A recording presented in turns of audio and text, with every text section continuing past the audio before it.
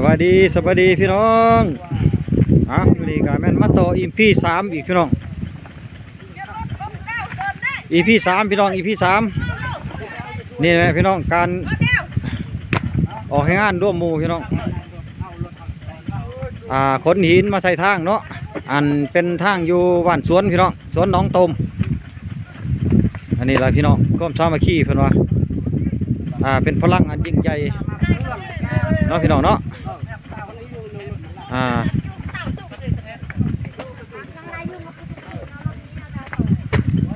ถือว่ามีพี่มีน้องเฮาเนาะมาซอยกันพี่น้องอันนี้เป็นจุหนึ่งเนาะพี่น้องเนาะแต่มีหลายจุ4-5จุพี่น้องตามชายทางจุไผจุมันไปเฮ็ดจุหนาพุ่นจุพุ่นก็มีพี่น้องอยู่ทั้งหนาอันนี้ล่ะพี่น้องร่วมสามัคคีร่วมไม้ร่วมมือพี่น้อง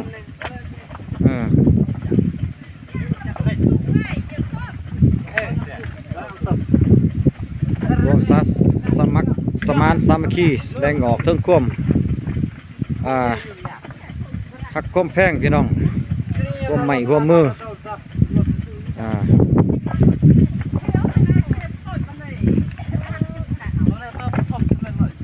เอามาให้พี่ให้น้องเข้าเบิ้งพี่น้องอันนี้แหละการพัฒนาตัวแปลงปรับปรุงแต่ละเวียกแต่ละงานบ่ว่าแต่เส้นทางพี่น้องทุกเวียกทุกงานความสมัครสมานสามัคคีเป็นสิ่งสำคัญพี่น้องเนาะบ่มีความสมัครสมานสามัคคีเฮ็ดหยังกับไปยากได้พี่น้องเนาะอันนี้ก็เป็นสิ่งหนึ่งคือกันพี่น้องความสามัคคีเป็นสิ่งประเสริฐเป็นสิ่งดีสิ่งงามเลยพี่น้องเลยสิได้ไปเอามาต่ออีกแล้วพี่น้องโอ้ยังบ่ทันเบิดเนาะยังหน่อยนึงหินหน่อยเอาหินหน่อยลงอีกอันนี้มาบันทึกไว้พี่น้องลงวิดีโอพี่น้อง YouTube สมหวังเกษตรบ้านพี่น้องสีลงมาให้ดูให้ร้านเขาเบิ่งบ่นะในอนาคตพี่น้องเพื่อเป็นแนวทางด้วยพี่น้องให้ลูกให้ร้านได้เบิ่งได้ส้มกันนี่แหละความสมัครสมานสามัคคีของพี่ของน้องของพ่อของแม่เฮาเอามาให้ลูกให้ร้านเบิ่งเนาะแนวใดบ่จบบ่งามลูกร้านก็เอาไปสานต่อพี่น้องอันนี้ทางไปให้ไปสวนเฮานี่แหละพี่น้องเนาะอันนี้ก็มีสวนกาแฟแหละพี่น้องนี่สวนพี่สวนน้องเฮานี่แหละผู้มาออกให้งานน้ำกันนี่แหละหลายคนเนาะพี่น้อง30กว่าครัวมื้อนี้อันนี้ก็เป็นสวนข้าพเจ้าเองเนาะสวนเขาเองอันนี้พี่น้องอยู่แคมป์ทางนี่ก็แม่นสวนกาแฟนี่ก็แม่นรีวิวให้เบิ่งเลยพี่น้องงามแน่ขี้ไร่แน่นี่ล่ะ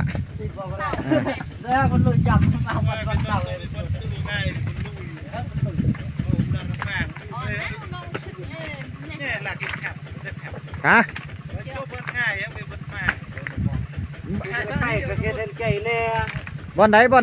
โต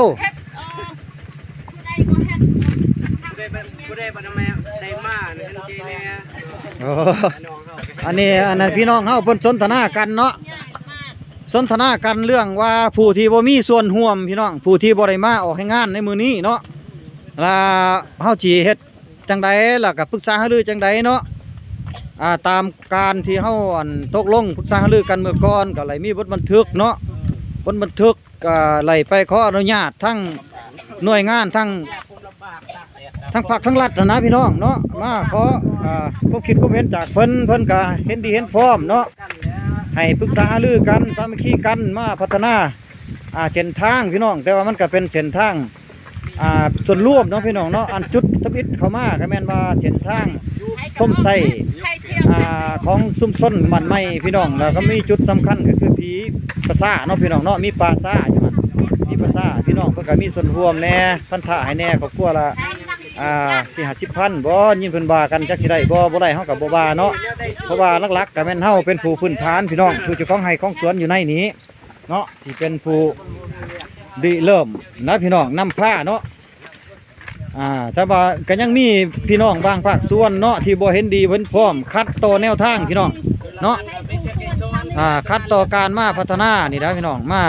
ตัวแปลง ปรับปรุงเส้นทางเฮานี่คัดกับบ่มาแล้วก็บ่พันธะทั้งเป็นเงินเป็นทองเนาะก็บ่พันธะซอยว่าซั่นซะทั้งหน่วยงานเฮาล่ะเนาะผู้ที่อันนำผ้าริเริ่มนะพี่น้องไปขออนุญาตเนาะจากทั้งในบ้านบ่เพิ่นสิปรึกษากันจังไดพี่น้องตามบทบันทึกก็มีเนาะมีบทบันทึกที่เพิ่นลงเส้นกันไว้เนาะพี่น้องทั้งในบ้านแน่เนาะบางเทื่อก็สิฮอดกลุ่มบ่ได้พี่น้องหนังสือตัวนั้นเนาะเสนอเพิ่นเฮาอยากมาพัฒนาเองแต่ว่าก็บ่ได้เกี่ยวทั้งทุนฮ้อนเบื้องทั้งขันเทิงภาครัฐเนาะมีแต่พ่อแม่พี่น้องเฮานี้ที่มีส่วนร่วมนี่ก็เก็บเกณฑ์กันนี่ล่ะพี่น้องเนาะเพื่อความจบความงามนี่ล่ะความสะดวกสบายเนาะสัญจรไปมานะก็ไล่ๆตกลงกันได้เก็บกันเกณฑ์กันก็มาเฮ็ดมาสร้างพี่น้องเนาะอันนั้นส่วนที่ว่าบ่ให้ควบห้วยหัวมือก็แล้วแต่ทั้งอันน่ะเพิ่นสิปรึกษากันเองเนาะทั้งเฮาก็บ่ได้ว่าจังไดเนาะก็คือสิแม่นว่าได้เฮ็ดตามขั้นตอนของมติตกลงนะพี่น้องเนาะผู้ใดบ่มาเพิ่นมีระเบียบจังไดบ้างอยู่ในหันเนาะเฮาก็สิได้เอามานำใส่เนาะอันในบทบันทึกของเฮานะพี่น้องเพราะว่าเฮาเฮ็ดนี่เฮาก็เฮ็ดได้ผ่านเนาะผ่านทางอำนาจการปกครองเนาะพอความคิดความเห็นจากเพิ่นก็ให้ทิศในทางมาแต่ความจริงแล้วเป็นประชาชนก็บ่น่าสิคัดดอกพี่น้องเนาะเพราะว่าเฮาก็มีส่วนร่วมเฮาก็มีส่วนได้ส้มใส่ได้ไปได้มาทุกวันว่าซั่นซะพี่น้องเนาะก็ให้คิดเอาเองเนาะพี่น้องเฮาก็สิบ่ได้วงการชื่อเสียงเรียงนามมันแหละเนาะให้รู้สึกเอาเองเฮาสิคัดต่อแนวทางบ่ไปตามแนวทางของส่วนร่วมบ่ไปตามแนวทางของพรรคของรัฐมันสิจบสิงามบ่หรือขี้ร้ายก็ให้คิดเอาเองเนาะอยู่ร่วมบ้านอยู่น้ำหมู่เฮ็ดคือหมู่ไปน้ำหมู่หั่นแหละพี่น้องอยากให้เป็นแนวนั้นเนาะเพื่อว่าบ่ให้มีปัญหากับชุมชนกับทีมงานนะพี่น้องเนาะคันเฮาสิคัดสิของเพิ่นมันก็เนาะสังคมก็สิบ่ยากนะพี่น้องเนาะเฮาเว้าแจ้งๆสินะพี่น้องเนาะถ้าบ่ให้มีแนวคิดได้เห็นคลิปเห็น YouTube นี่แล้วบ่ให้มีแนวคิดคิดเอาเองนะพี่น้องเนาะอยู่ร่วมกันก็สามัคคีกันฮักแพงกันมีหยังก็ต้องช่วยเหลือเกื้อกูลกันนั่นนะพี่น้องเอ้ยเฮ็ดจังได๋เฮาสิไปคัดไปต้านมันก็บ่ถูกต้องต่อแนวทางหั่นน่ะแนวทางของส่วนรวมบ่ว่าแต่ขันน้อยฮอดขันใหญ่เนาะขันเฮาคัดพี่น้องเพราะว่าแนวทางมันก็ถูกต้องเนาะไปตามแผนตามอันนั้นเพิ่นเฮาก็บ่อยากคัดบ่อยากให้คัดหั่นน่ะพี่น้องอาสิไปเอาดึกไม้อีกพี่น้องเนาะอันนี้ก็เป็น EP 3เด้อพี่น้องเด้อมาติดตามกันใหม่พี่น้องว่าคลิปหน้าสิเป็นคือจังไดเนาะอันนี้เป็นความสามัคคีของพี่น้องเฮายังหลายขั้นตอนอยู่พี่น้องการบุกเบิกกันเดินทางนี่ยังสิได้เอาดินแดงเนาะพี่น้องเนาะมาถมมาใส่อีกพี่น้องคลิปนี้ก็มีตัวนี้พี่น้องเนาะขอขอบคุณขอบใจเนาะผู้ที่เขาเยี่ยมเขาส้มเขาติดตามให้ดีเด้อพี่น้องเด้อกดไลค์กดแชร์กดหัวใจแหน่อันนี้ก็ทีมงานเฮานี่ล่ะพี่น้องลูกหลานบ้านเฮานี่ล่ะร่วมมือร่วมใจพี่น้องสู้ๆพี่น้องสู้ขอบใจหลายๆพี่น้อง